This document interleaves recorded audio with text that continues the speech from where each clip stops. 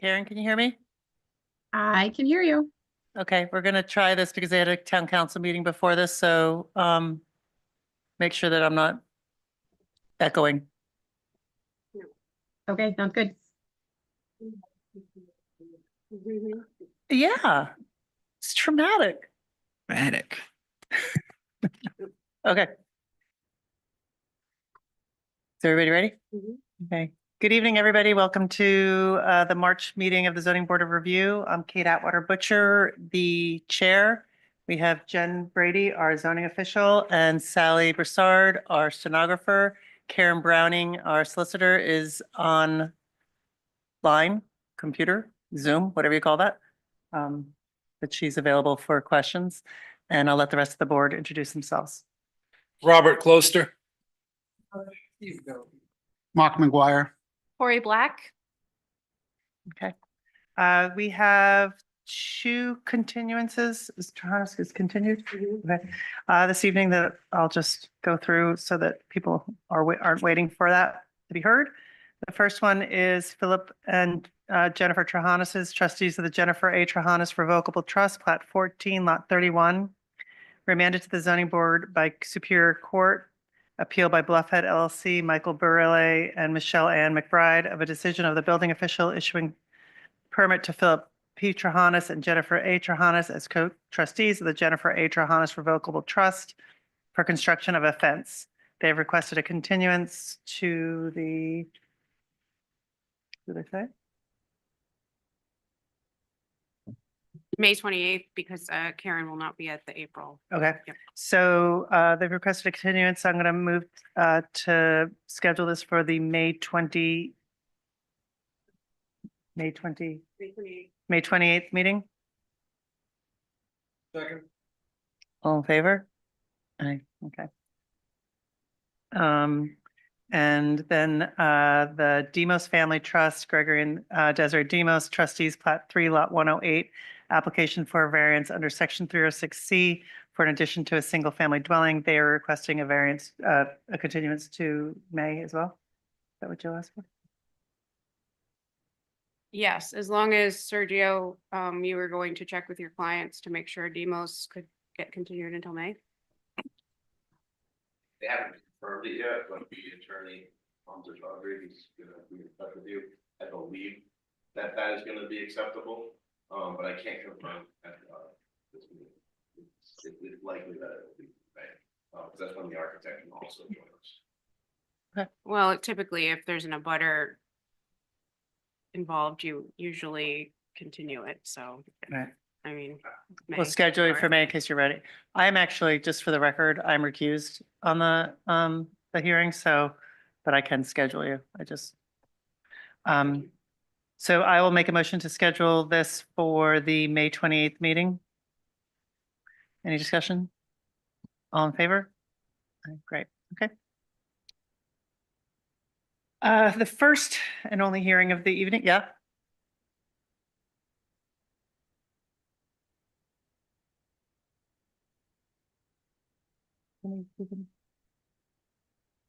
Yeah, you just make a motion. You just make a To- motion, to- okay. Yeah, sure, I'll make a motion, go ahead. I will make a motion to move the decision to upfront in the hearing to do that first. Second, All any in favor? discussion? All in favor? Aye, Aye. okay, great.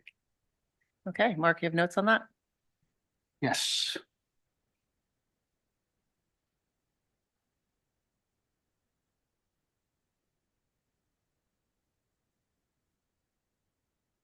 Yeah, I make a motion to approve the application of Thomas J. Martucci for a special use permit under Article 4, Section 408 to convert the property on Plat 6, Lot 3-3, fire number 85, from restaurant use to in-use, and to modify the building by adding Nantucket-style dormers on top floor. This motion is based on the following findings of fact. One, the applicant is proposing to convert an existing structure, the Old Island Pub, a restaurant, into an inn for summer employee housing. Two, the property is in the commercial zone and the historic overlay district. Three, the New Shoreham zoning ordinance, section 313E, allows for the use as an inn in the SC zone only upon obtaining a special use permit. 4, the lot of record, Plat 6, Lot 3-3, comprises 30,189 square feet. Additionally, the lot building coverage is 7.9%, and the lot coverage is 11.4% for the existing structure. Those coverages will not be altered upon conversion to an inn. 5, the proposed inn will have 10 rooms and 9 parking spots, including 2 disabled accessible spots.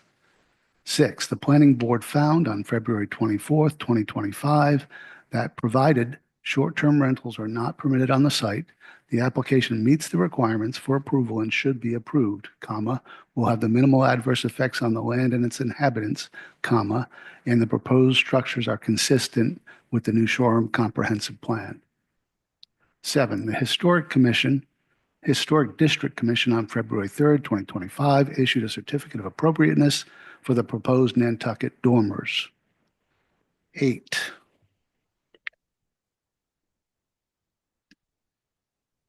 the proposed use or structure is appropriate for the specific site and is compatible with adjacent buildings in form, placement, and design because the proposed use of structure is in an area in which several other inns exist, and the proposed physical changes, i.e. the addition of the Nantucket dormers, are consistent with the nearby buildings and island architecture. This conclusion is affirmed by the Historic District Commission approval of the application. The design and layout of the buildings and other proposed structures shall be related harmoniously to the terrain and to existing buildings in the vicinity because the building, location, and style, with the exception of the Nantucket dormers, currently relates harmoniously to an extant buildings in the vicinity. The scale, height, bulk, and proportions of the proposed buildings, their design, including roof style, facade openings, architectural style, and detailing and building materials, shall be visually and dimensionally compatible with the surrounding area because the only thing changing on the existing building is roof style, which is consistent with island architecture, especially the Nantucket dormers. 9, the proposed use as developed will not adversely affect the established physical and visual pattern of land use and will not have negative effects on island and neighborhood character because the proposed use as an inn contributes positively to island needs, especially relating to housing. The landscape shall be developed in such a manner as to be in keeping with the character of the surrounding neighborhoods and in accordance with good development practice by minimizing vegetation and soil removal, retaining existing vegetation where desirable, and keeping any grade changes in character with general appearance of neighboring areas because there will be improvements to the property landscape, including an increase in vegetation without any changes in grade or without soil removal. If a site includes a ridge or ridges, above the surrounding areas and provides scenic vistas for surrounding areas, special attempts shall be made to preserve the natural environment of the skyline of the ridge because there are no ridges on the site. The site does not include a significant slope, so it will not be altered. 10, the proposed use or structure will not cause a nuisance or serious hazard to pedestrians or landward or seaward vehicles and their users because the proposed use will be more friendly to pedestrians and vehicles as there will be a significant decrease in pedestrian and vehicular activity on and surrounding the site. 11, adequate and appropriate infrastructure facilities, including but not limited to sewage disposal and drainage, will be provided to assure the proper operation of the proposed use or structure because there will be minimal changes to the site and building, and the proposed use will likely result in a decrease in infrastructure requirements. Nevertheless, the site is already approved for all necessary public sewer, water, and drainage controls. 12, there will not be a significant negative impact on important natural resources, including but not limited to habitats or species listed as endangered, threatened, or of special concern to the Rhode Island Natural Heritage Program, or on historic or archaeological resources identified in the comprehensive plan, or a document referenced therein, because none of the changes will have any impact will have any impact on these factors, and the reduction in human traffic should contribute positively. 13, the proposed use of the structures does not involve employment, as the proposed use involves housing for employees working at a different, distinct location. There will be no work conducted at this site. 14, the use is consistent with the purpose of this zoning ordinance, the purpose of the zoning district in which the use is proposed, and the goals and objectives of New Shoreham's comprehensive plan as amended, the old harbor plan as amended, or any other adopted town plan. This conclusion is evidenced by the findings of fact, especially 1 through 6 above, and the conclusions of both the Planning Board and the Historic District Commission that the proposed use change to an inn for employee housing is consistent with and contributes to the Town of New Shoreham Comprehensive Plan as amended. 15, to the degree reasonably possible, dependency on individual motor vehicles for access by users shall be reduced through site selection, development, design, and facilities, and proposed operations. The proposed use will significantly reduce motor vehicle activity on the site. The applicant has testified that only 2 cars will be allowed to park on the site, despite the availability of 9 spaces, and that most of the employees housed at the site will be required to use bicycle or pedestrian transportation. Furthermore, the applicant has agreed to take measures to discourage outside vehicles from parking on the site. 16, the proposed uses and structures will not cause a degradation of the quality of surface or groundwater because there are minimal changes proposed at the site, and the entire site will remain in its current condition, whereby a vast majority of the site will stay in its permeable state. The New Shoreham zoning ordinance, section 408A, requires the following. No kitchen or food preparation facilities are allowed in individual units, regardless of form of ownership and use pattern. And 2, the following dimensional standards are required for an existing structure: minimal developable land of 20,000 square feet, maximum lot building coverage from main building of 25%, and maximum lot coverage of 50%. Based on the evidence presented, the board finds the application consistent with these requirements. The motion to approve is subject to the following. 1, the project shall proceed according to plans and exhibits presented at the February 26, 2025 hearing of the Zoning Board of Review, especially including the parking plan. 2, the applicant shall install no parking signs along the fire lane and on the south side of the property to the south of the existing split rail fence. Second. Discussion? I'm sorry, what was the first stipulation? That it follow the plans presented to us, Okay, right. including the parking plan. Okay, we don't have to put it in the decision that if you were to change the use, say to, single family. Karen, if the applicant is to change the use down the road to, back to a restaurant or to single family dwelling or to apartment, something like that, they automatically would have to come back to us anyway to change for the change of use, correct? I believe they would under the new provisions of the ordinance, but I need a second to confirm that. Okay, I mean, because we could put it as a stipulation to return to us, or I just wondering if that is even necessary. Give me 1 second, and I'm Okay. just gonna pull up, the recent changes to your ordinance would give me, the answer. Just give me 1 second. Why do you not put it in stipulation? Because he's gone through all this to make it an inn, and then if you abandon the use as an inn, if you say you made it a restaurant and that has the parking then becomes a different use, a requirement, all those things can change. And the requirements for a use, the permitted uses in that zone. If you can put a windmill there, it's wind turbine there, and all those things.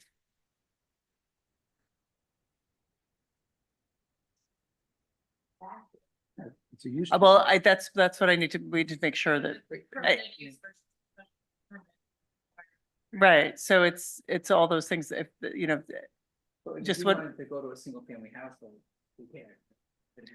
I don't know that, but if if it has a different single family dwelling is different because it has less requirements, but if it's a different commercial use, you know, say it's an inn, a restaurant, or it's a power company, or it's, you know, whatever's allowed in that zone, it's the service commercial zone, Stephen, is the most like full zone, like you can do more things in the service commercial zone than you can in any other zone in the town.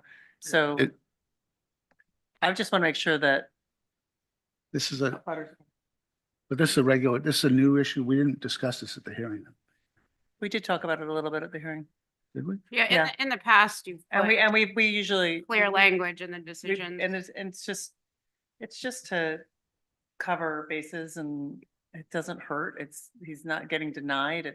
Doesn't change really the stipulations, other than you have to come back, which you probably would have to do anyway, but it helps the town officials that are issuing building permits if they have that on the piece of paper. So the bottom line is more than likely, yes, they would have to come back. State law was changed recently so that any change in use does typically trigger an additional review. So you wouldn't need to condition it on that. But it might not be a review by this board. It could just be a review internally, depending on what, Right, and if then it's a they make permitted the- use or a use allowed by a special use permit. So how do we, Karen, how I do we think it- word that? Just any future change of use requires review by the zoning official? I mean, if it's required anyway, why would we put it as a stipulation? Yeah, I'd be cautious to stipulate to that unless there was power to do that in the zoning board, on the zoning ordinance. And since the power is clear that they would have to come back for some sort of permitting review, likely by the planning board. I think that's your coverage there, is with the review by the planning board. Is there an additional concern that I'm not understanding as to why you would want it to No, come no, back? not to at the- all. Not at all. I just, as things, you know, this is the second time this building has come before us in 10 years. Who's to say it's not going to come before us, you know, again, it's just, I just want to make sure that for the abutters' sake, the abutters have a lot of concerns, and this applicant has managed to address those concerns quite nicely, I think. But they weren't addressed in the last round, so. You know, Yeah, They did come back. They had to come back. for that. yeah, right, I think okay, yeah, I do too. all right. Our motion is made and seconded. All in favor? Aye. Somebody was not here. You were, okay. I think everyone's here. Everything's off. Okay. So, okay. Got it? Yep. All right. TJ, I can't see you, but thank you. TJ. Sure, Yes. good luck. Sure. Okay. The only hearing of the evening is David and Diane Boston, plat 19, lot 35, fire number 1199, Cord Neck Road. I'm sorry, Coast Guard Road. Application for a variance from section 113 and 314 for construction of an addition to a dwelling that is located in the coastal zone. I'm going to start by saying that I do represent an abutter who is not taking a stand, I don't think, on this. And I also am a trustee of the Nature Conservancy. So if you have any issues with that, I will recuse myself. Okay. Good evening, everyone. My name is Eric. They own a house on Coast Guard Road, right on the block is approximately 5 acres in size, but as you will get testimony here, almost none of it is not some jurisdiction. Either these coastal zone, wetlands, or CIC. So speak to you clear up front that if they had any other alternatives here, we would have been able to have this building. I would have discussed. Well, present you the situation.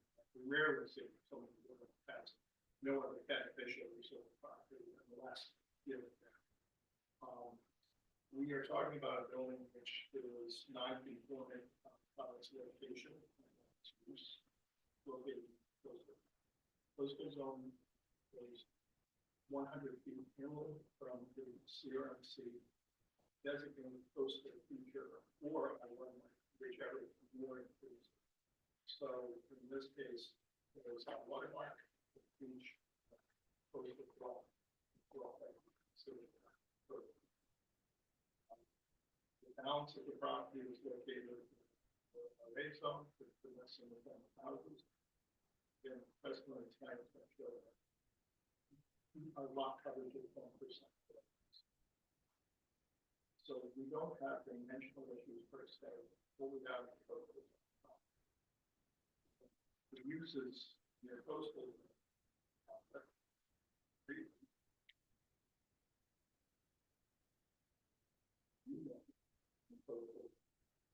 Pedestrian paths or travel ways for recreation. You can have town roads or pathways, or public launch or rescue. No other uses are acceptable. So with that, let's call first one. Third year. I thought that you can't do anything on the property. You do those two things. Really, for somebody who owns a home, it's really nothing. I mean, your coast. In the coastal area, that 100 feet. Plus.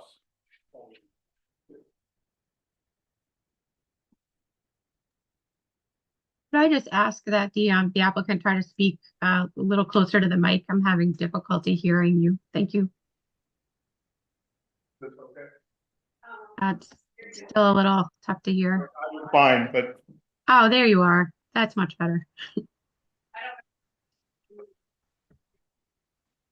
Want this over there? I can stand over there and ask him questions and he can stand at this mic. Turn this on. Yeah, that's better for us to see. Sergio, is this the same date? What I'm looking at here. I believe so. This is a site plan dated, No. Karen, sorry. could you swear Sergio in, please? Absolutely. Could you raise your right hand for me? Could you state your name for the record? Sergio Francis Chirenzia. And Sergio, do you swear to tell the truth, the whole truth, and nothing but the truth during the course of this hearing? I do. Thank you. Thank you. Sergio, before you begin, you're an engineer. What are your qualifications? I'm a registered professional engineer in the state of Rhode Island with a specialization in civil engineering and stormwater management. I think we can accept him as a, Okay. And familiarity with the Block Island zoning ordinance and comprehensive plan? I am. Okay, excellent. Can you, with the site plan up there, which I'm going to enter as Exhibit 1, we want to grab a copy of that? yeah, let me grab, yeah, so Sergio, what I was asking is this Yep. one, the little one that I have in front of me is the last revision is 12/4/24. This one's actually been revised to 1/17/25. I don't think there's a material change. I think what we had done is refined the limit of disturbance on the property. But I don't think there's a material change between those. I don't have that in the file. Sir, do you have a large format version of that to Yes. submit? Maybe.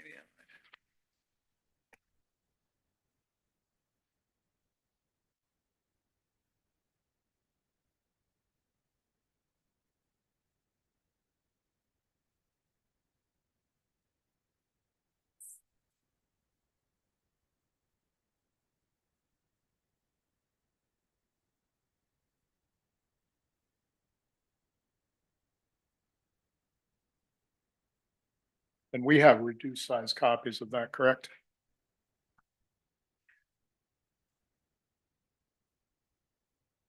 Yes, that's correct. I have small size copies to hand out if you'd like. Do you want to describe the changes from this plan to the, from the original plan that you submitted, just because we don't usually review things submitted in the meeting. Right. What are the changes here?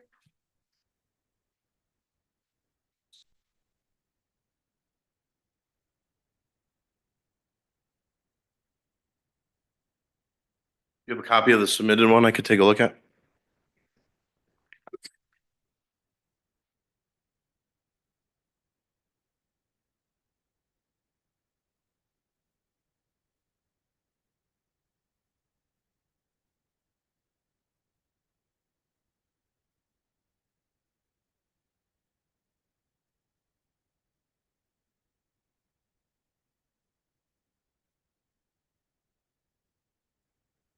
The change, I believe that you're going to see, between these two plans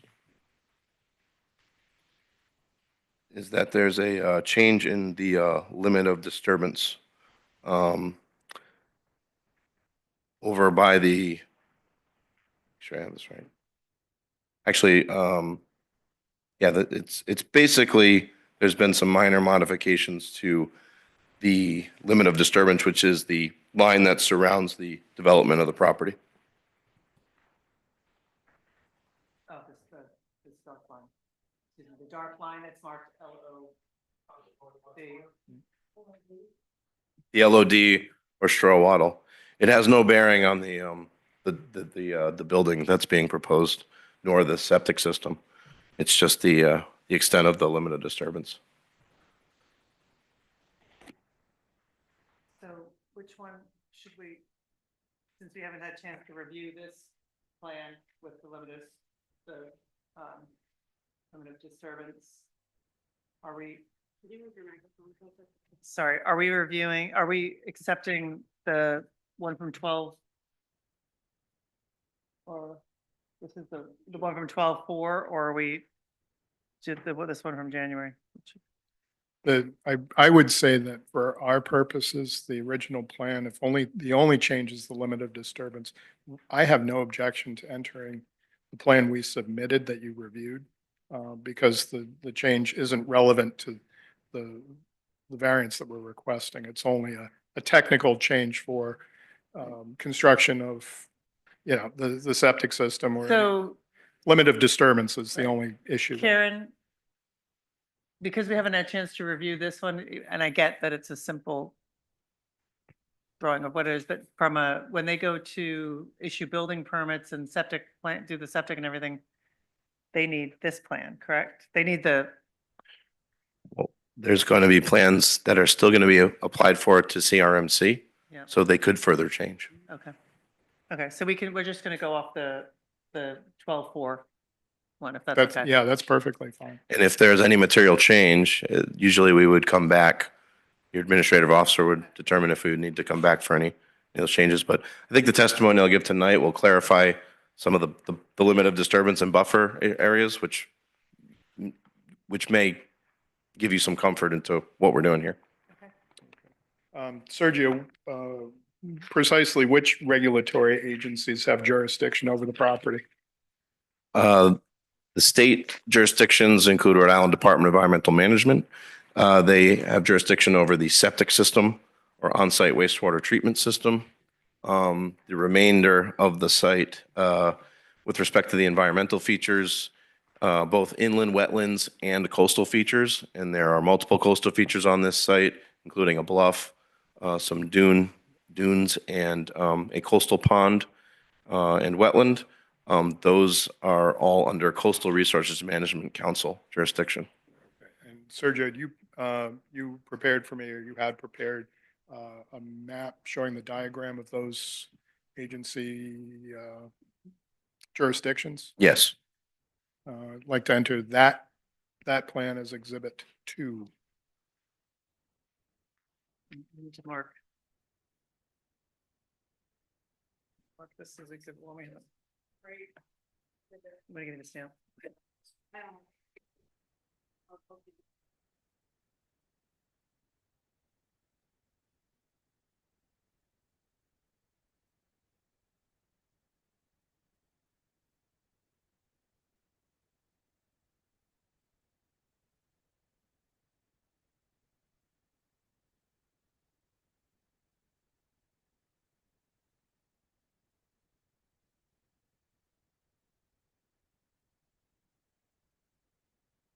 Okay, relevant to that exhibit.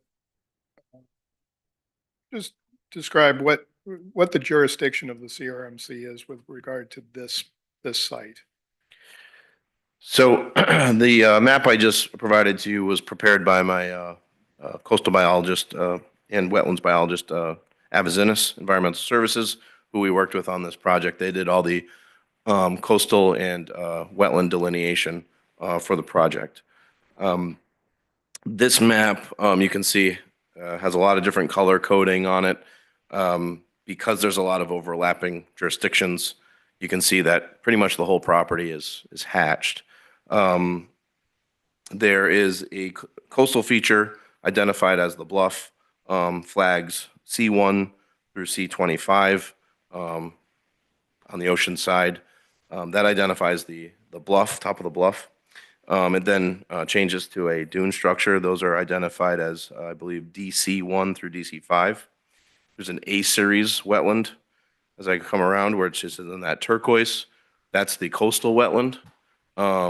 There's a differential between an inland wetland and a coastal wetland. I'm not sure if you're familiar, but they have different jurisdictional and regulatory implications. The green area, it's a B series, B1 through B19, towards the southern portion of the property. That is an inland wetland, a freshwater wetland. And then those are connected by the blue line, which is a stream, which runs from, I believe, from the southwest corner over to in an easterly direction to that coastal wetland. The orange line is the landward coastal feature, that heavy orange line. And that is defined by the bluff, which then short portion of it goes through the dune and then goes around the coastal pond and the coastal wetland. That is the coastal feature, and the CRMC, you can see the orange hatch has 200-foot jurisdiction around that feature, which encompasses the entire property. Sorry, and this is down here. So there's an orange type hatch with a yellow and red dashed. That is the coastal jurisdiction for CRMC. Okay, and so, no, if you've got Yeah. more to say about that. So then we go over to the inland wetland, which would typically would be under DEM jurisdiction. However, because it's in the vicinity of the coast, CRMC also takes jurisdiction over that, but has a separate set of regulatory rules associated with it. So the green area is the freshwater wetland. There's a purple line and hatching around that. That is the freshwater wetlands buffer zone. So that is the zone which, if this was a virgin piece of land that had not been developed, that would be the area where it would be restricted from development. That would be a buffer that could not be touched. And then there's the green line, which represents the freshwater wetlands jurisdictional area. And you can see everything just overlaps. Yes, we've applied. We can't apply to CRMC until we get town approvals.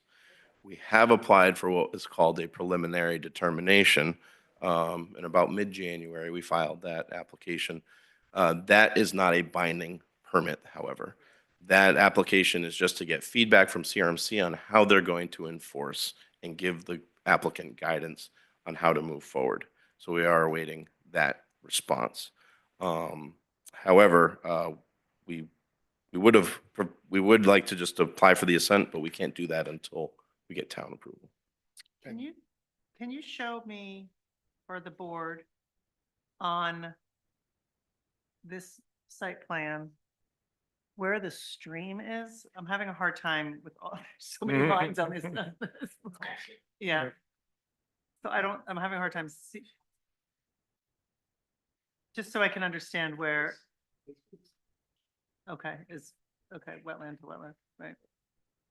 Okay, right, thank you. What year was the house built? 1984, I believe. 84 was what we believe. In 1984, I believe, yeah, is when the house was built. So to answer that question, I went back to the building files to see, what history was available to me. We discovered that there had been a clean out and documents prior to 2012 were removed. I wasn't able to locate them. So I can't say to the board whether this was subject to coastal zone jurisdiction at all. Part of we couldn't find them. They may have been moved, but So he went into the records, town records, and there was no file on this piece of property. It was removed before 2012. That's I did not correct? find anything prior to 2012. It doesn't mean it doesn't exist. It just means that it's not in the building files that I reviewed.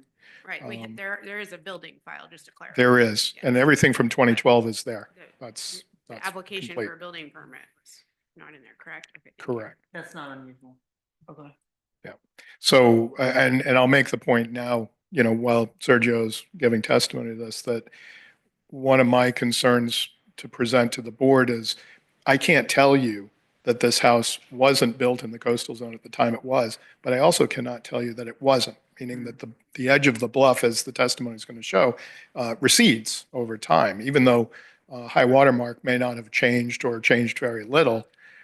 What the town and CRMC define as the coastal feature has changed. And so your coastal zone as imposed on this homeowner has moved into their house. There is no question. Whether or not any part of it was ever in the coastal zone, I can't say for certain, but I can tell you for certain, and we'll have testimony in a moment, that it has changed. Okay, Sergio, the point was made, and I just want to amplify it, that in order for us to proceed with CRMC, we need approval from the town zoning board. Is that correct? Yes, Okay. correct. And the process that CRMC goes through in terms of reviewing that plan, can you just describe that? The process that CRMC goes through? Yeah, in other words, Yep. what they have scientists on the staff, or how does Oh, yeah. that process proceed? So we try to keep it in an administrative realm whenever we apply for things. And so in that, we try to adhere to whatever setbacks and buffers which the CRMC imposes through their regulations. We feel that we have done that with this application. It'll get assigned to a staff reviewer, administrative staff reviewer, and our hope is to have an administrative review. 99% of the applications that we apply for usually end up going to council. At least the ones that I work on. We try very hard to adhere to the regulations and not have to have council weigh in and have it be an administrative review.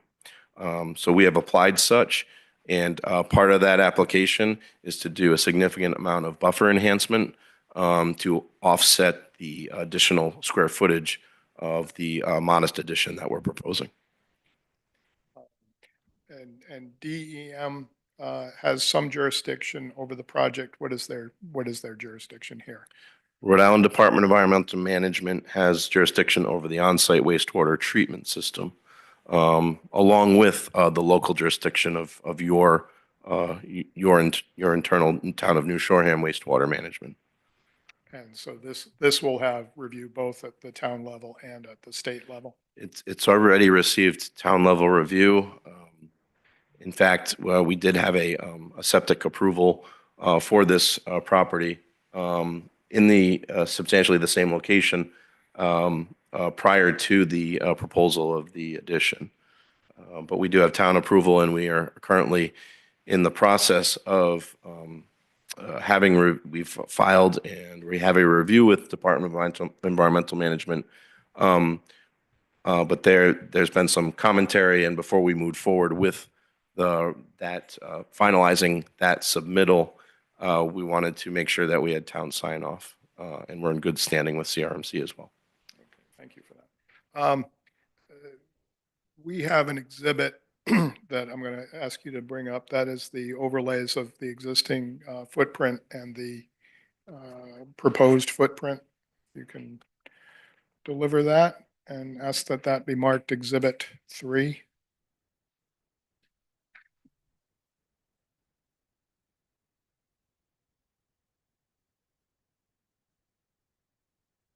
I think this, Applicant's exhibit 3 is a overlay of existing conditions and proposed.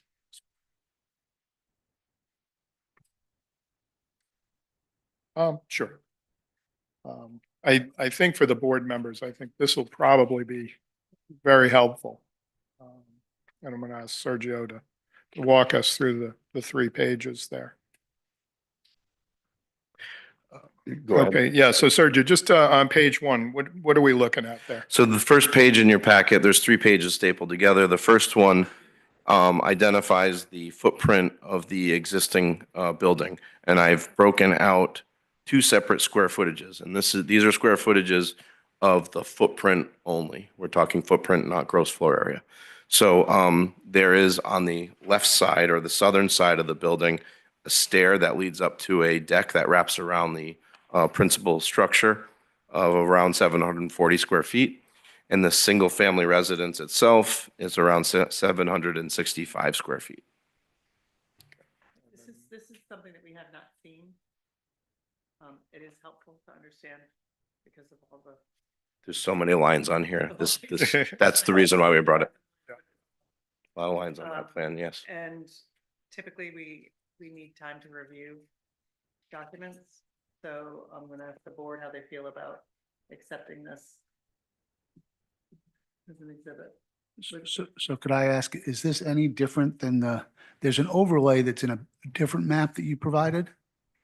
No, this is exactly what's shown on our plan. It's defining the spaces and trying to clarify what's there, what's new, and what's, But like, Yeah, go ahead. as this map does, correct? The one on the left, doesn't it have the overlays? yes, it's got the proposed overlaid over the This is just existing. a larger version? This is a larger version, and this also identifies, if it so pleases the board, I can go through it. What it's going to show is how much more additional building coverage that this addition is going to propose. And I would just like to suggest going forward, anything like if for demos or any other applications, just make sure you're submitting everything like the week before. Because we put everything on clerk base, our solicitor reviews it. It could be the planner that reviews it, depending on which board they are at. And then if the public is watching this YouTube video, they They have the do not benefit of see it. this document. So Understood. just Thank you. from Thanks. my education, in the past, we'll submit our exhibits one at a time, and generally they're often things that weren't submitted as part of the application. Are you saying that now the process is if we have documents we plan to enter as an exhibit, we have to deliver it to the board before the hearing? Yeah, I think for site plans, a lot of times you'll get exhibits that are testimony, or there'll be the letters from the other boards, that type of thing, but Right. this is something that we. This, yeah, and This, for example, like for us, this is very clarifying. It makes it easier to see, but that would have been really helpful to us 10 days ago. And that's what the point is, like, that's so we all have time to take and Right. review this, so we're not getting thrown something right. last minute and trying to. Yeah, and I, please forgive me for doing that to you. I would only say this, that the purpose of this exhibit is only to amplify what you see there. In other words, we have an official site plan that will be used. Now, this by is the- this by is the a building second official. document. Well, I Third- think that's the way we third. always did it, like, because we didn't We have have done things, for a while. well, I mean, we didn't, prior to YouTube and Zoom, we didn't have. We Yeah, always just- had Yeah. applicants submit the exhibits at the meeting, but now that we Yeah. upload everything to Clerkbase and. Yeah.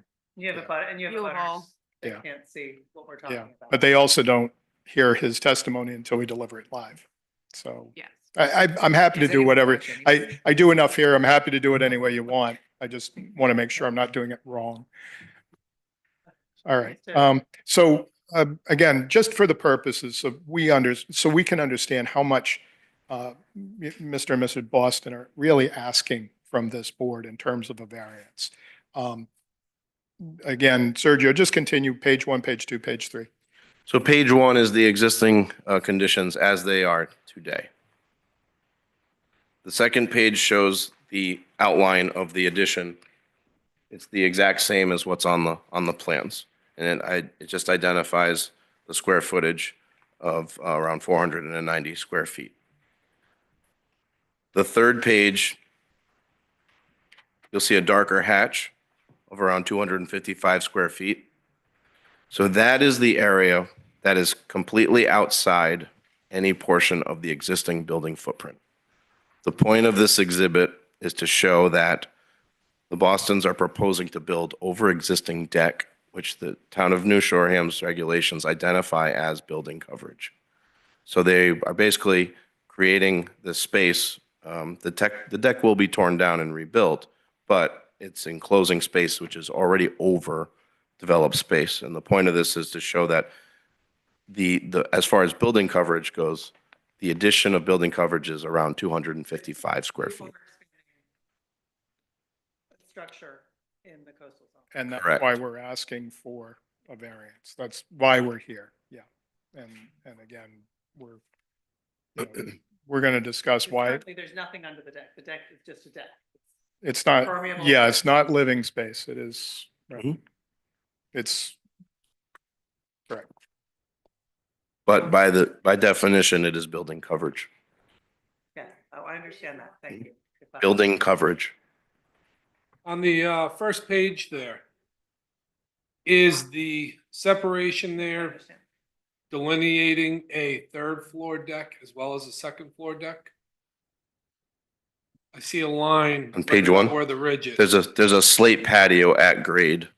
Yeah, is that the line you're referring to? It kind of. No, see the ridge line, ridge 62? Mm-hmm. Just to the left of that. Where it says where it's deck, Yep. and then below that. Is that a second floor deck or is it a third floor? There's only one. There's only so one deck? It's only one deck, right? There's one elevated deck with a slate patio at grade below. Thank you. Basically, the existing deck just continuing. Because there's a deck off front right now, right? There's a deck that wraps around, accessed by a stair, and the principal amount of the deck is on the rear of the house. And there'll be a little step down right to the stairs. From that principal deck, or will it be even, just even? We have some, well, It might be a good time. there's building plans as well that I believe were submitted as part of the application. I have those as exhibits as well for the Yeah. benefit of Why the, don't we add Wanna add those exhibit on? 4? That'll be our last exhibit.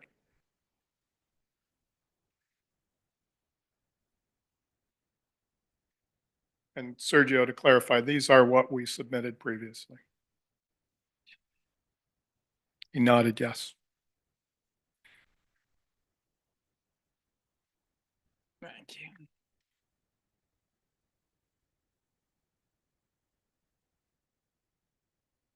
I'm sorry, Eric, what number is this for? Four. Applicants exhibit 4 or site, pro southeast elevation drawings. Elevations and floor plan. Drawn by Douglas Gilpin.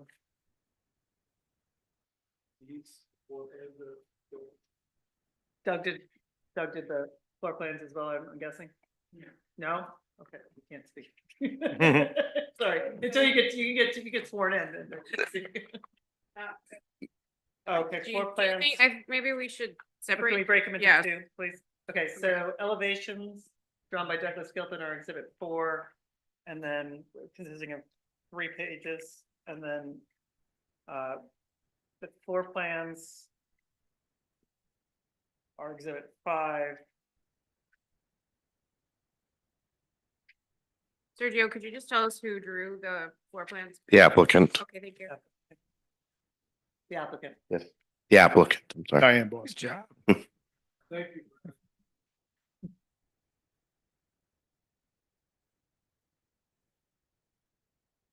Sergio, continuing along with the question from the board member, the decks as they appear on these drawings aren't really changing their level, correct? Correct. Yeah, the deck along the back of the building, I believe, is going to remain. A portion of it's going to be replaced with the addition, and the stairs are going to be pushed out so you can still maintain access to that deck. And the plans that you have in front of you show a 4-bedroom house? Yes, I believe so. Okay. And the addition itself, as we're describing it, is intended only to what? What's the purpose of the addition in whole, as you understand it? Is the purpose is what? I'm The sorry. purpose of the addition to this house, what is the purpose of it?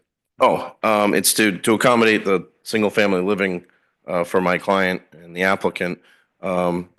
She can give testimony to this, I'm sure, directly, but she has aging children who are adult age and needs the additional space to accommodate her family. Okay, so now back to sort of the technical side of it, the ISD, or the septic, the OWTS now, showing my age. The wastewater treatment system that you have on the property, designed for how many bedrooms? 5 bedrooms. So we have excess capacity in case, as far as you know, what purpose? It's if the existing garage barn on the property located along the southern boundary as you first enter the property to the left currently does not have a bedroom, but my client desires to potentially renovate that to an additional bedroom in the So- future. So the capacity of the system as designed is intended only for a 4-bedroom house, with that additional capacity for alternative use. Correct. Yeah. Okay. Total for 5. Yeah. And you had said previously that, or you may not have said previously, but as I understand it, you have previously received approval for a 4-bedroom system of just a standard design. This design is differentiated by that how? So the original permit that we obtained did not contemplate the addition nor the connecting the garage. Subsequently, we did file for this one, but the previous permit was issued for a 4-bedroom design with a conventional septic system. And a conventional septic system, what we consider in the industry is one that consists of a septic tank, a distribution box, and a leaching field. And the system that you're putting in is actually superior to that, even though it has greater capacity? The one we're proposing now, albeit that it's 5-bedroom, we've added some advanced treatment so that it has nitrogen reducing technology that's included in it. So it's far superior than a conventional system. It reduces pollutant loading prior to discharge to a leaching field, and is also smaller in footprint than the 4-bedroom because of that, because there's an advanced treatment associated with it. And then you and I had discussed it, but I'll ask you the question. There is vegetated buffer on the property that's almost certainly required by CRMC. Describe what's there now and what is anticipated will be done there. So there's taking a step back to the exhibit that I showed. There was a lot of overlapping jurisdiction. There does exist a permit for this property, which identified buffer markers that that there would be areas of buffer associated with this property that were not to be touched. We are actually proposing, as part of this proposal to CRMC and to the town and DEM, an enhancement of those buffers. So basically giving back some of the areas that are currently cleared for lawn space or other areas that have been accessed, disturbed for drives and the like. So That is one of the plans that was within the first exhibit, which I'm going to refer to now.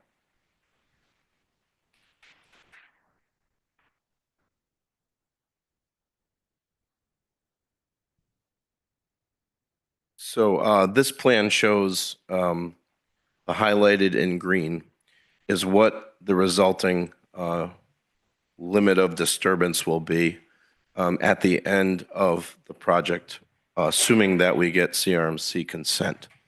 The areas that are shown in gray are areas that have been cleared, are yard areas, and we're going to be infilling those to, I believe it's about 4,000 square feet of vegetative infill that will become buffer to enhance some areas, a majority of which, or quite a bit of which, are within the 100-foot coastal jurisdiction of the town.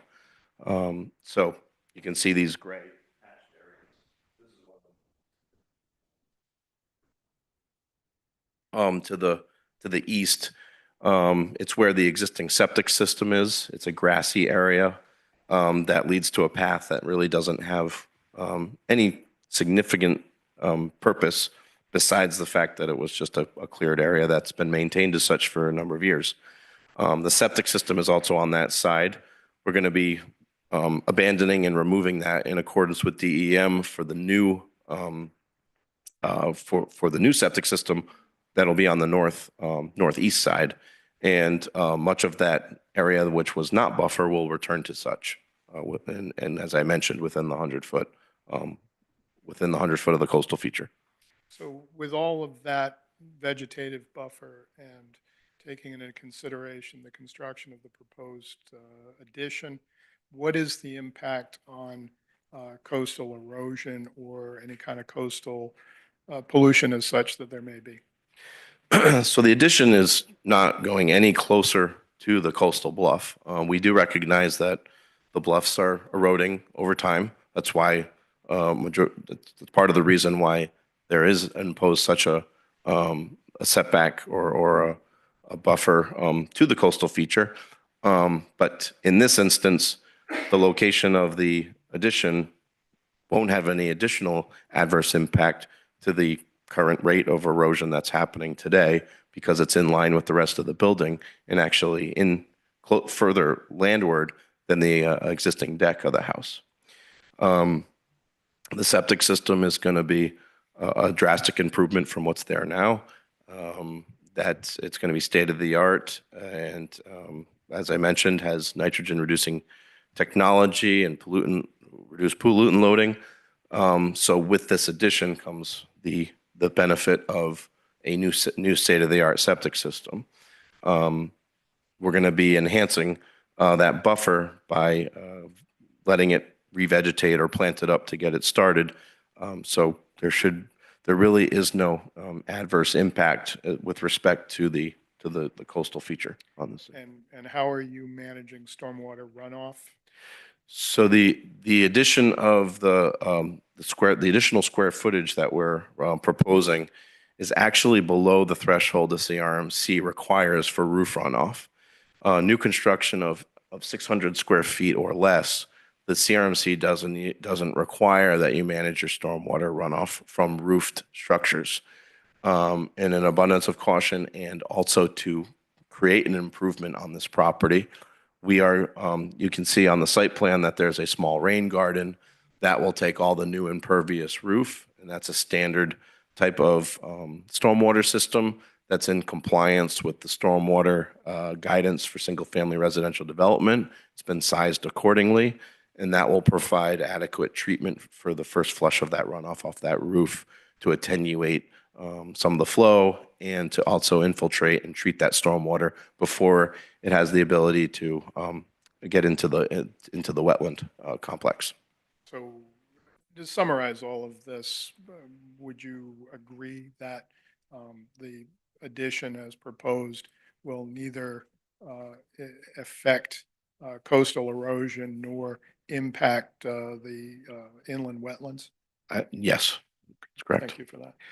Talk to me, well, I'd like you to walk through sort of the north, southeast, and west alternatives with the building. I mean, if we look to the northeast, I mean, excuse me, the northwest, to just, very simple question, why would we not locate it there or the addition there? Pushing any further north would put us closer to the coastal feature. And probably the more reasonable question might be, why not push more inland? What impact why can't we do it that way? So putting the addition more southerly or on the front of the building, it places it in such a manner where it's going to be at the lowest point, and it's going to be closer to that wetland stream. We wanted to try to balance the setbacks and buffers between the wetland and the stream, along with the coastal feature. I know for purposes of this commission, you're concerned about that coastal feature, but we have to weigh all the options when we place an addition or a structure on a site. Also, if we place that structure any closer to that inland wetland feature, it doesn't give us the optimum ability to place stormwater management because we're taking up that space on that side with the building, and we can't put water uphill. Whereas what the gradient is such, if we put it on the side of the building where it really makes sense, we can still collect that stormwater and responsibly retreat it in an area via gravity. And again, to some, Sure. Because otherwise, we could get too far beyond. Yeah. Keep the questions going. Was there, I understand what you're saying about the stream. This is so frustrating that we can't get CRMC's input on this. they will have input. I know. It's my Simultaneous, was there any thought to making perhaps a wider and shallower addition that you could push back a little bit more out of the coastal, increasing its conformance versus right now you're decreasing the conformance. You're encroaching on an area, further encroaching on an area that our ordinance does not allow for any structures in other than stairwells, essentially. Has there been any thought about changing the size of the addition so that it would fit in a little better? Whether or not it's changing the shape of it so you can get the same amount of space, just so that there's less encroachment. I'm having a really hard time. let me just ask the, Past bajillion years that I've been involved with this board, this has always been, it's basically like sacred Block Island ground, right? I couldn't even find an example of a structure like this or an addition or something in the coastal zone, except for Lucas Tanner when the bluff gave way. Right. so They moved the the, house back. I could not find one. I'm The- understanding the difficulty of the lot. What I'm not understanding is perhaps the size of the addition, the areas behind the house. I mean, if that there isn't something else that could happen here. I just take a moment just to ask the question I was going to ask, and I think I anticipated that thought, which is, Sergio, agree or disagree if we try to satisfy town coastal zone requirements and move towards freshwater wetlands or CRMC is going to ask us, why don't you put it further away? In other words, are we stuck between two agencies here? The short answer is yes. And there's 100 feet on one side and there's much less on the other. So to balance, The other team, this is our team, this is our 100-foot. Right. We And looked at. right. And my only comment as a lawyer is that 100 feet is not a magic number. It's for two reasons. One is there's no scientific basis, 100 feet versus 95 or 105.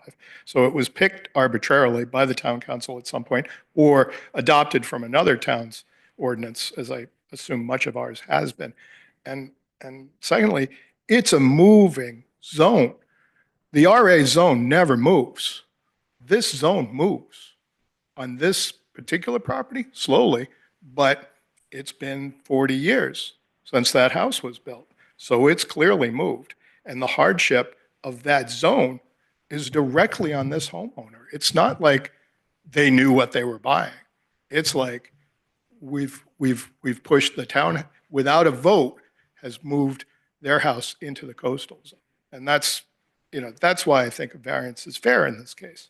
I understand you've never seen it before, but this is unique, and that's what variances are about.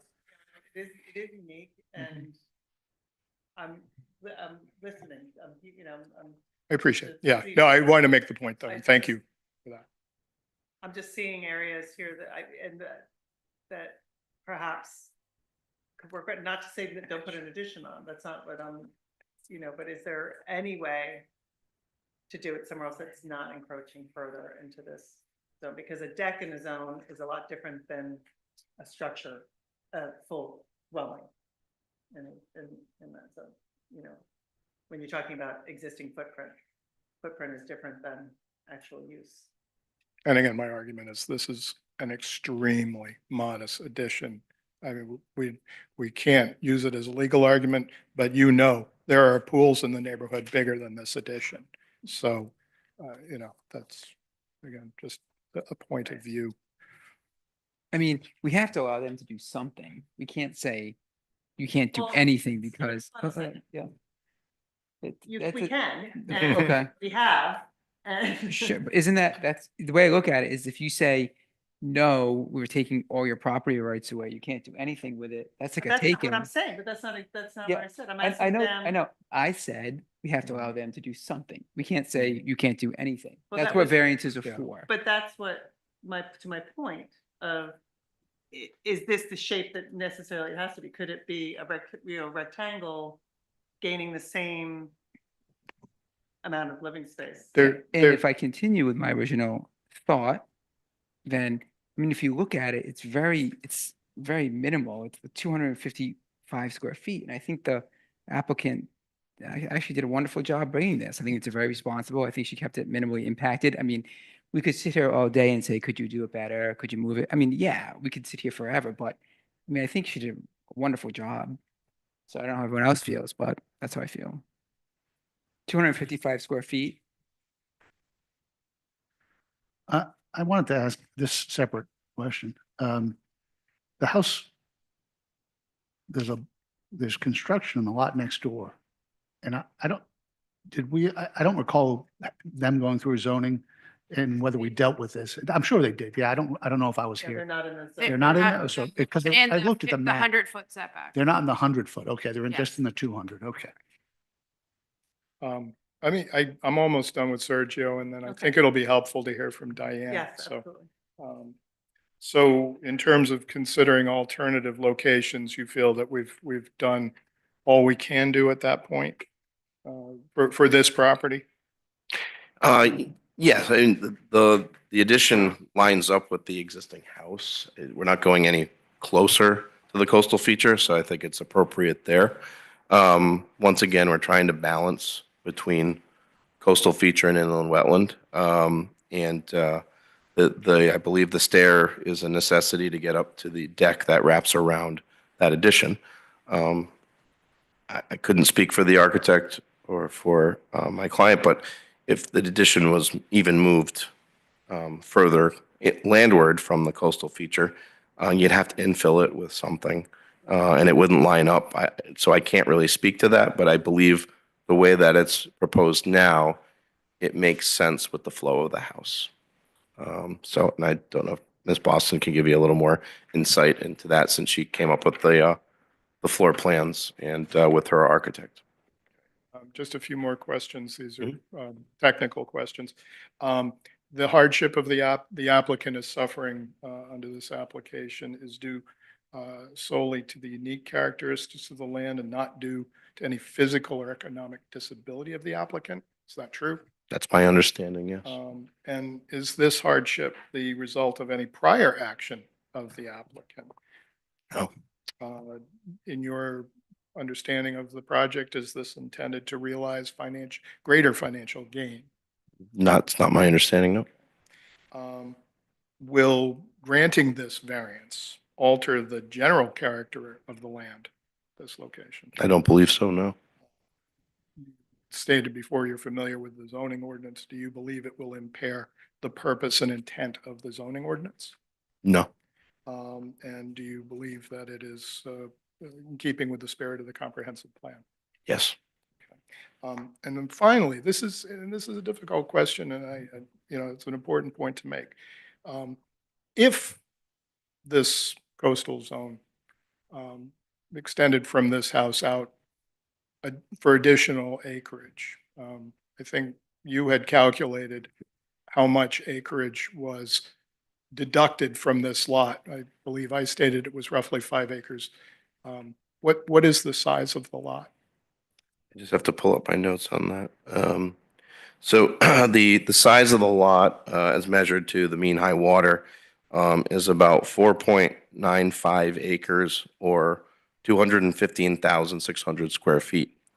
If you take a calculation from that point, from the mean high water or the edge of the property to the 100-foot coastal area, it eats up about 4.26 acres or 185,783 square feet.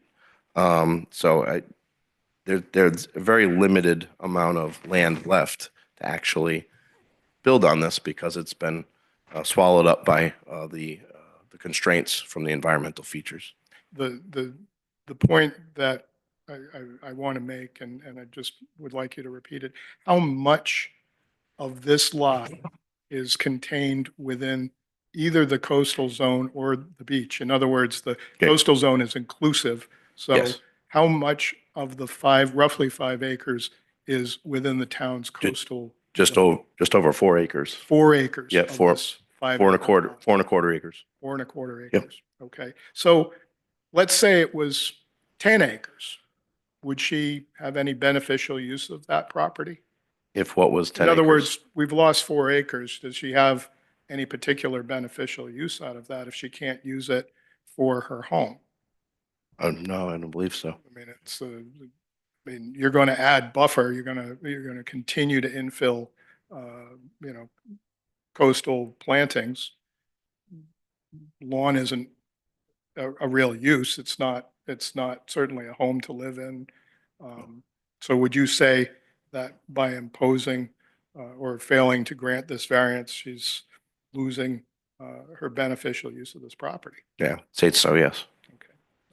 All right. I have no more questions for this applicant, this witness, excuse me. Any further questions? I have- Robbie? Good. Why do you think this is the proper location for this addition? As cited currently. So the testimony that I provided, I'll reiterate, the location is ideal because we can effectively manage the stormwater from it. It lines up with the house and makes between the main house and the addition. That's important when you're putting an addition on the house, in my experience, is that you can actually you can flow between the spaces and it makes sense. That's more of something that Diane may be able to articulate based on the layout of the house and what works. But mainly that we're stuck between two coastal features, or a coastal feature and an inland wetland. And this is, we believe, is a reasonable spot for it to be. I know what you're tasked as to do is to protect the coastal feature, but we have to see the whole picture and balance it in between.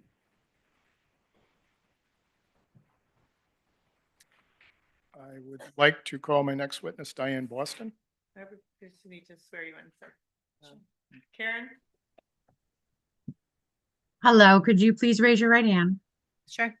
Could you state your name for the record? Diane Boston. And Diane, do you swear to tell the truth, the whole truth, and nothing but the truth during the course of this hearing? I do. Thank you. Thanks for being patient. Uh, Diane, do you have any special training in design or architecture? Yes, I'm an architect. Okay. Licensed architect in Connecticut, New York. Sorry, I'm a licensed architect in Connecticut and New York. Okay. And you, do you currently work as an architect, or you I don't. I You no don't. longer practice architecture and understood? painting. Do you, so you were responsible primarily for designing the layout of this house, correct? I was, yes. Okay. So tell me about your family. How many children do you have? I have 3 children, 22, 25, and 27. And do they come to the house to visit? They do, yeah. They Okay. visit regularly. And so you're familiar with how the family all lives together? Yeah, absolutely. I mean, when we bought the house, our kids were in 2007. Our kids were 5, 7, and 9, and the house accommodated us pretty well. But now it's really tight. It's when they bring their girlfriends, boyfriends, hopefully grandchildren down the road. There just really isn't space for everybody under one roof. What is it like now when your children visit? Well, my oldest son likes to bring a couple friends when he comes out, and my husband and I generally have to leave because it's just we can't. They're upstairs talking in the kitchen, and we can't. The way the house is designed, there's sort of an open stairway. It's kind of like a bunkhouse in a lot of ways, which is lovely with small kids. But when you have adults hanging out in the kitchen right above your room and you can't sleep at night, so we've just found it's been very hard to accommodate more than just sort of immediate family members. And so we just like to have a space where we can welcome our kids and somebody they'd like to bring along and stay. The design that you came up with, the dimensions of it, the layout of it, how did you design that? What were you, what was the process you went through in picking this particular size, this location, et cetera? Yeah, well, we've done some interior renovations and some dormers and things on the house to really maximize the space that we have as best we can. And we love the house the way it is. And the idea of this addition is it seemed like the best way to add on without making major changes to what we have. I also think the addition is the most kind of energy efficient. This is a house from the 80s where it's like one of these Vermont kid houses with these post and beam with these super insulated walls, and kind of the idea of staying in that spirit and not having like a big L shape sticking out with a lot of exterior wall, but a simpler addition that seems kind of the most efficient. But mostly it was about working with the existing layout. And again, I think working closely with Sergio for a number of years now, trying to find the right location. The northern location is taken by the new septic, which is downhill from the house, which we currently don't have. We currently have a septic pump that's failed a number of times. So this is the idea of getting a septic system that's downhill from our house in the current location. So that's not doesn't allow us to build to the north, and that goes closer to the wetland, the water coastal feature. So it just seemed to make sense to build on the other side, on the southern side of the house, and stay away from the stream and the ponds. And well, I'll ask the question. Did you consider smaller, bigger, different location, different layout or configuration? We did. We really did. This location, basically a big bedroom. I mean, the size of the addition is 17.5 by 22. So it's kind of proportioned so that it could be a large bedroom for my husband and myself on the second floor that's not inside the rest of the house. And likewise a bedroom below and an extra living space above, because it's open living on the top floor between our kitchen and living space. So yeah, so those proportions were kind of carefully picked to actually have a bedroom. And you considered the overall look of the house when it was completed? Well, that's the other thing too. We've really worked hard over the years. We've kind of evened out the windows and put these dormers on and just trying to keep the look of the house that was similar. I mean, we've talked about it's, salt box in style, post and beam, and it seems natural to just kind of extend the look of what's there in this direction. So on the exterior, it seemed appropriate as well. And did you have conversations with your engineer about the jurisdiction or the various, agencies that would have to approve this and, sizing, massing, how that would impact whether you'd get approvals or not? Yes, definitely. And- And yeah, and another factor too, as we discussed, is that the addition is falling on disturbed land. So there's a factor of, there was this side of the house where the current septic system is and a buried tank and where the deck is. So it seemed less intrusive to any of the features around, the ponds or the stream or the coastal features. Yeah, and you may have heard one of the board members ask whether a different configuration might work. Had you considered other configurations in designing this? Somewhat, but then I think it would get bigger because then you have to get like a hallway to get to it. So this is like just attached to the end of the house where the existing rooms could lead to these new rooms. If you start pulling it forward to the front of the house, I think you have to have passageways to get there. It starts closing off windows on the existing house, which, there aren't many. So consider it, yes. But So this seemed to be the most economical and kind of practical in order just to get that one more bedroom size space that we wanted.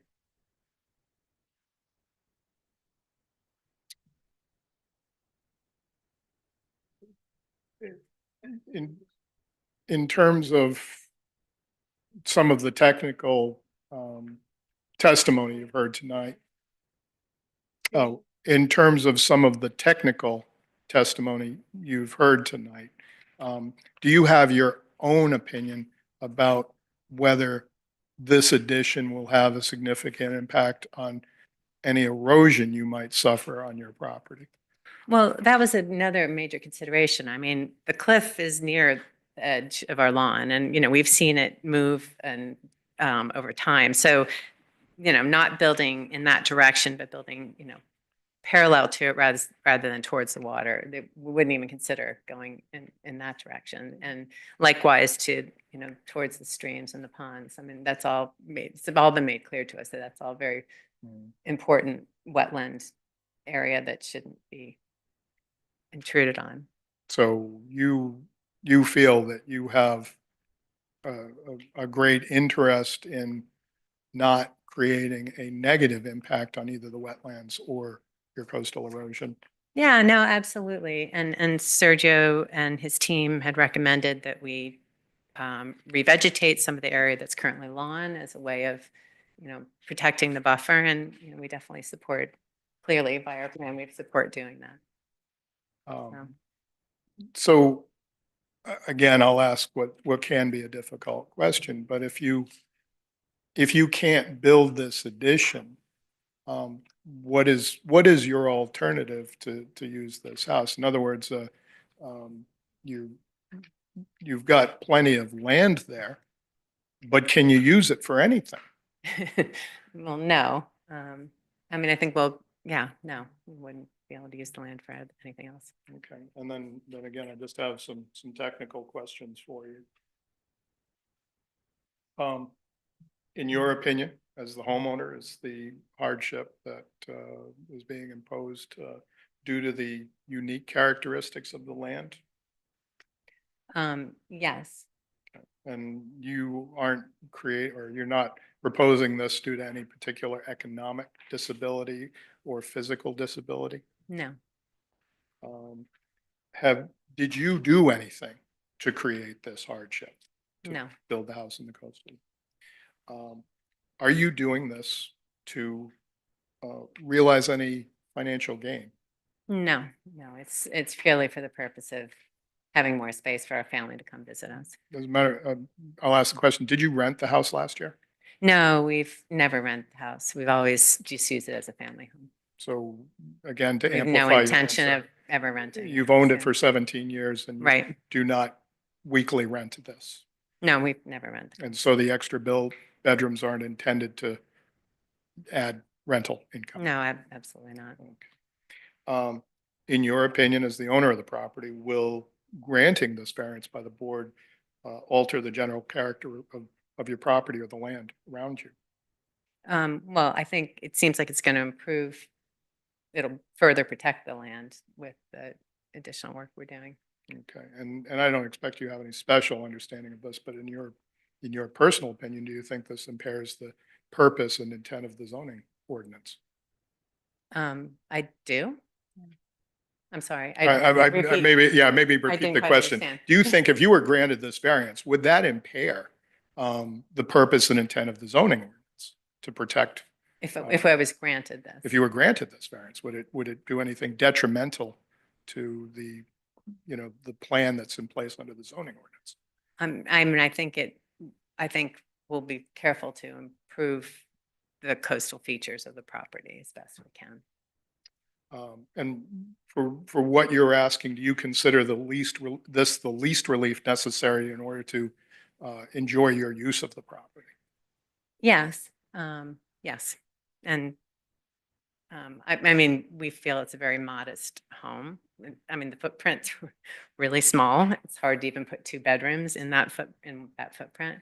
So I feel like it's a small ask given, and I shouldn't say it, but given a lot of the houses that are in the community that we live in. So the size of a lot of the houses. Yeah, I understand that. I think, again, to sort of amplify a question that I asked Sergio, you, according to his testimony, have lost, you have under the town's coastal zone jurisdiction 4¼ acres of your land under that jurisdiction, Right. under that zone.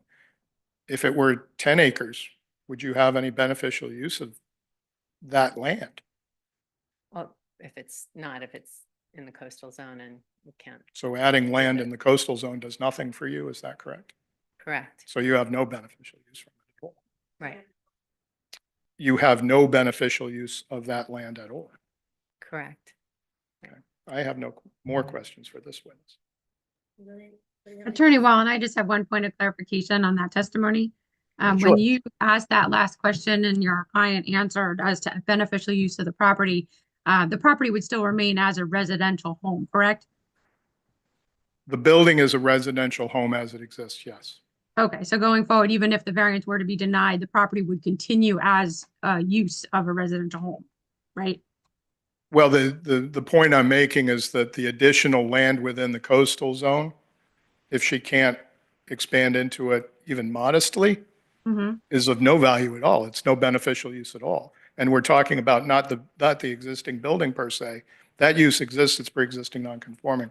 What we're asking for is a variance to construct an addition under 113B, which says we can't expand a non-conforming building or a non-conforming use. And so we're asking for a variance under that section and under the coastal zone. Yes, I understand that. I just want to be clear that the lot itself will continue to be used as a home.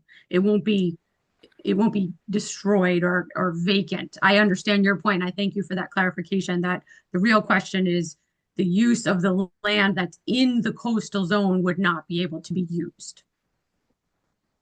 That's what we're arguing, yes. That it's of almost no value. I mean, if she gave away 2 acres, she wouldn't suffer any loss at all. Thank you for the clarification. Thank you. Any further questions? Do you know on the north side of the house, do you know how much more that protrudes out from the addition? Right, there's a little jog there. Yeah, the existing house is 26 by 30. That's the footprint of the existing house. And then the addition is 22 feet, so about 4 feet. About 4 feet. Yeah, it's set back about 4 feet. So And that's you to made- like not make a huge wall, when you first look at it. But the addition on the, or the house on the southwest corner, that is one plane, correct? Facing the bluff. Facing the bluff. Yes, yeah, I mean, So I'm you showing made like the addition. a few you made inches. but- the addition flush one plane on the Correct. coastal side, Right, but not on the frontal side. The Right. front, okay. I mean, ideally, there'd be like a little bit, a couple inch setback, so there's like a line of, but for the most part, it's continuous on the coastal side. And the deck does not carry all the way across, or? So the existing deck is L-shaped, Right. and wrap then it- wrap we'll the- lose the short part of the L and keep the piece that is along the coast, the water, facing the water, and then add enough stairs and access just to get to that piece. Oh, okay, I see, I'm sorry. Access just to get to the existing deck. I just see it, I'm sorry. Any further questions? Eric? I believe you've given me the opportunity to make all my best arguments, and I appreciate that. All right, well, I'll make a motion to close the public hearing and take it under consideration. Thank you. Thank you.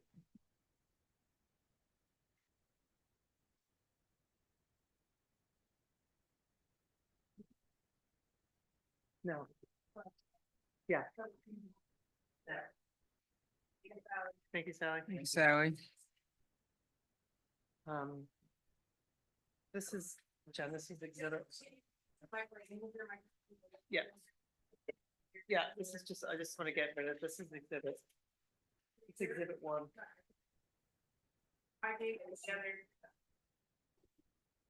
Oh, we do also have a letter, a favorable advisory. Oh, well, I closed it, but you have that in your packet. Close it, but I'm still saying. Did you vote on the closing of the public hearing? It We was a didn't, yeah, second. second, yes, we still have, Okay, so we have a favorable advisory. the discussion is that you have a favorable advisory from conservation. Yes, Well, there's. no, They just asked That, yes. that is restored the submitted after. Construction is done. I didn't see that as one of the, email. Yeah, it was on. That was theirs. so how is everybody thinking, feeling? Stated my case. Pretty clear. It was an I- excellent You did. project. I would- Okay. well, there'd be nothing there, but there is. And I don't think it's unreasonable to add 250, 225 square feet. I agree with that. Robert.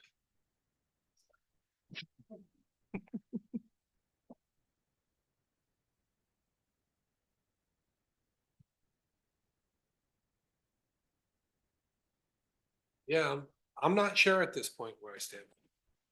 I know that doesn't help the discussion here. No, no, I just look at it, I understand the placement of it, because there's an existing deck right there, so it's the same coverage.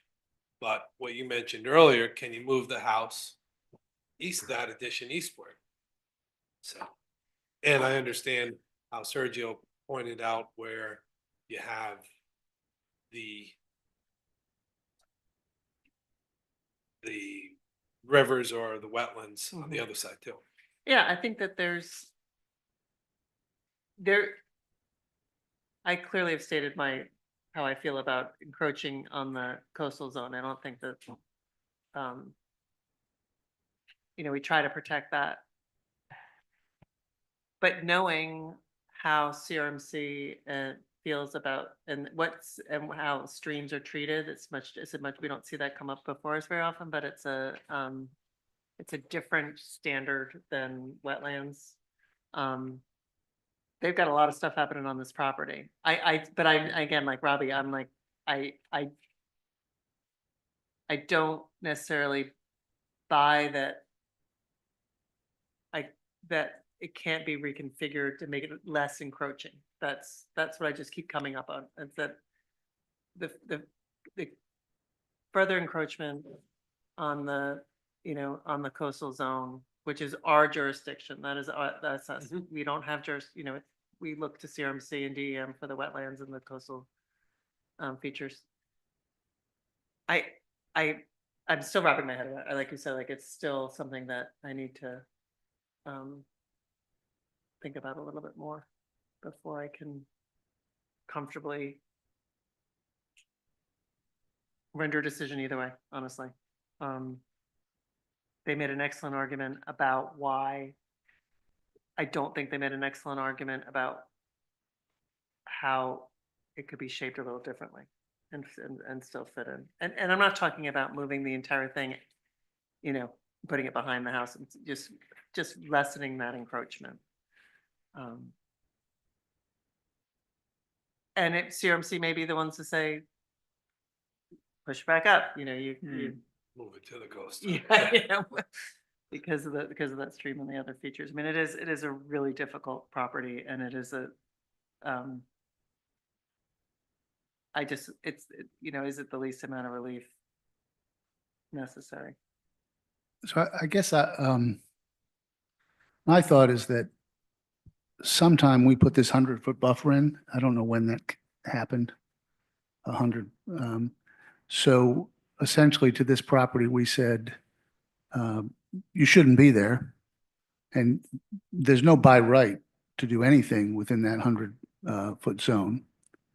So in addition to the 100-foot zone, we're going to have this process to grant a variance.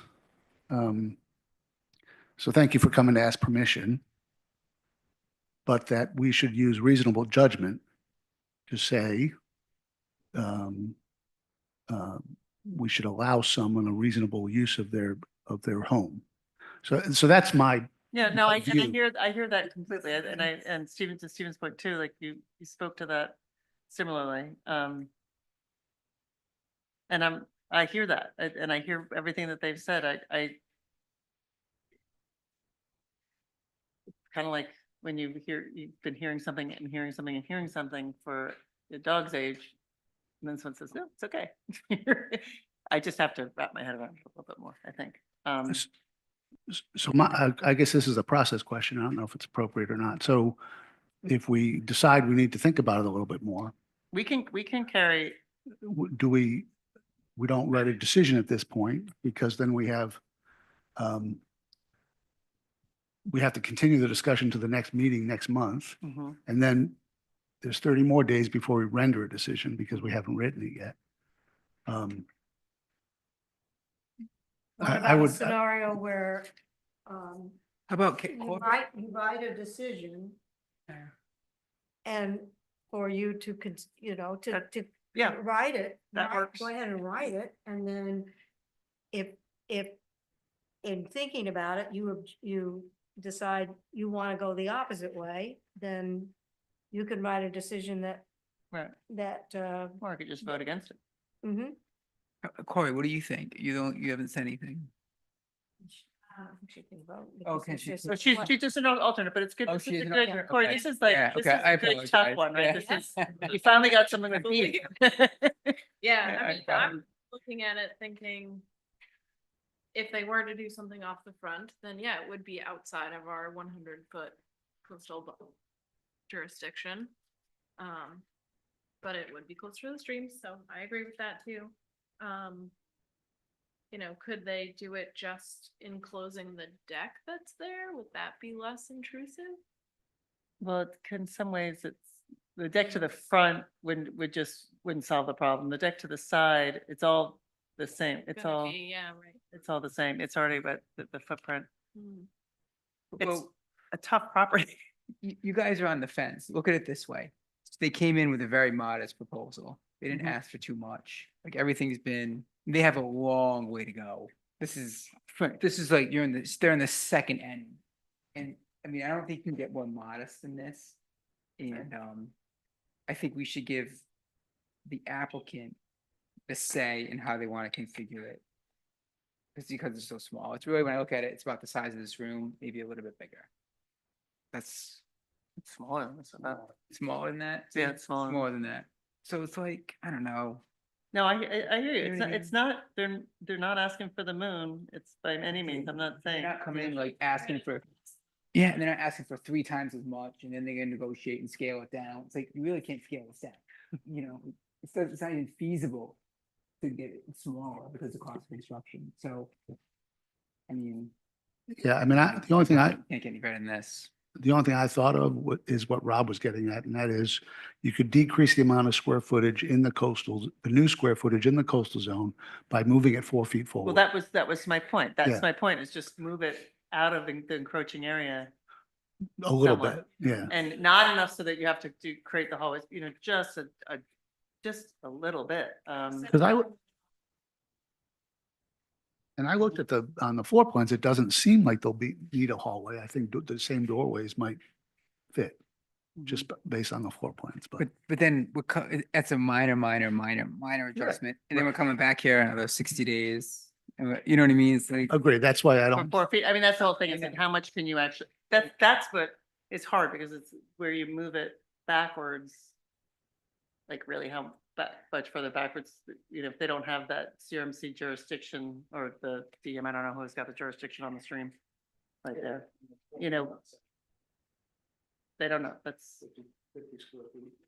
So why don't I propose that someone write a decision? Well, Do you want to just make sure, is everyone gonna be here next month? Yeah. Is that could, everyone will be, okay. what's That the could date? change the, April. April 23rd. Thank you.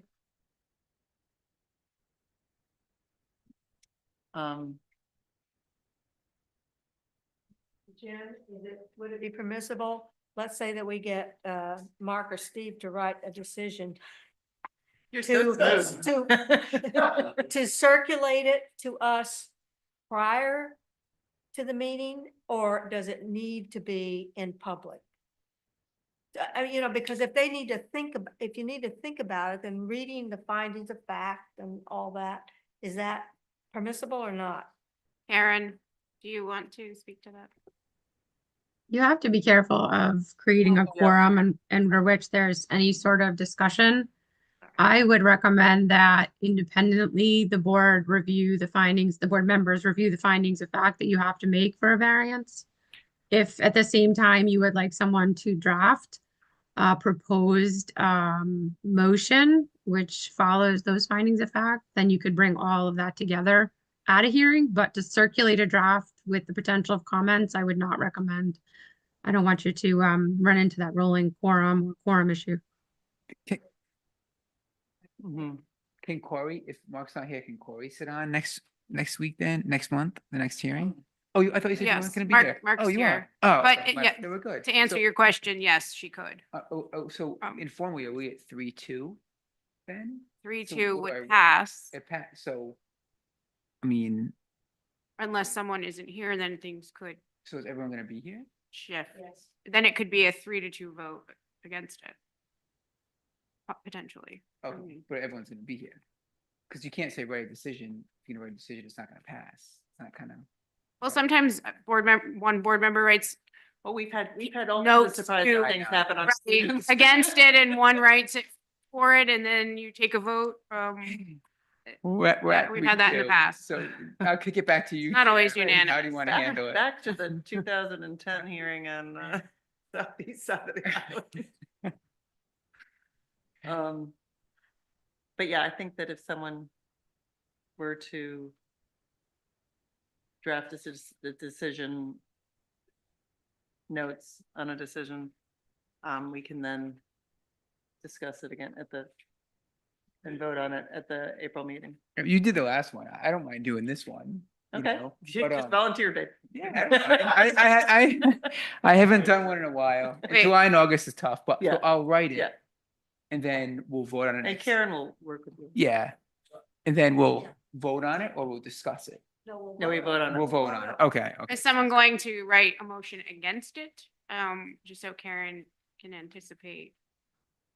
Well, they don't know. I'm not- Right, I okay, don't- so I'm- that'll be up to them to who, everybody else to Yeah. decide.